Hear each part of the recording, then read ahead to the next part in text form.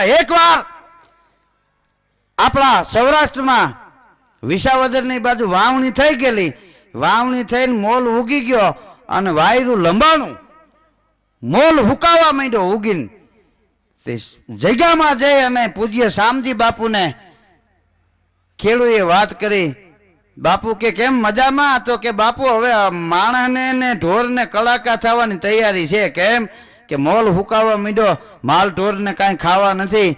એ શામજી બાપુએ એ ખેડૂની વેદના વાંચી લીધી અને પૂજ્ય શામજી બાપુની આંખમાં જળજળી આવી ગયા અને એમ કીધું કે જાઓ ભૂદેવને બોલાવો. કોઈ વિસાવદરથી ભૂદેવને બોલાવ્યા, ચાકડો નાખીને બેહાડ્યા અને પૂજ્ય શામજી બાપુ એમ કહેતા હતા કે આ પોસ્ટકાર્ડમાં હું લખાવું એમ લખો.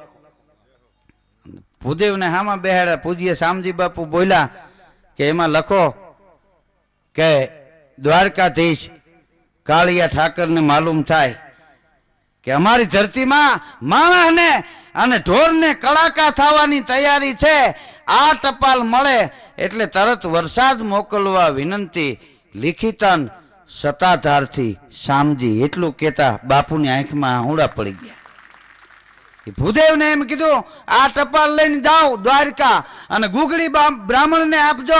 આ એની દક્ષિણા, તમારી દક્ષિણા, ભાડું. ગુગળી બ્રાહ્મણને કહેજો કે દ્વારકાનો ઠાકર સાંભળે ને એમ આ ટપાલ વાંચે.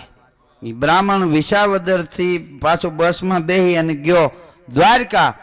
ગુગળી બ્રાહ્મણને કીધું કે આ તો શામજી બાપુની ટપાલ છે, આ દ્વારકાના નાથના હામાં ઊભા રહી એ ટપાલ વાંચો. એ ટપાલ એને વાંચી ગુગળીએ એને દક્ષિણા આપી દીધી અને બ્રાહ્મણ પાછો બસમાં બેસી ગયો. પણ પાછો વિસાવદર એ બ્રાહ્મણ ઉતરે છે ને ત્યાં એ મલકમાં વરસાદ વરસતો હતો. બાપ આની પુણ્યતિથિ ઉજવાય, હા એમને એમ ન ઉજવાય.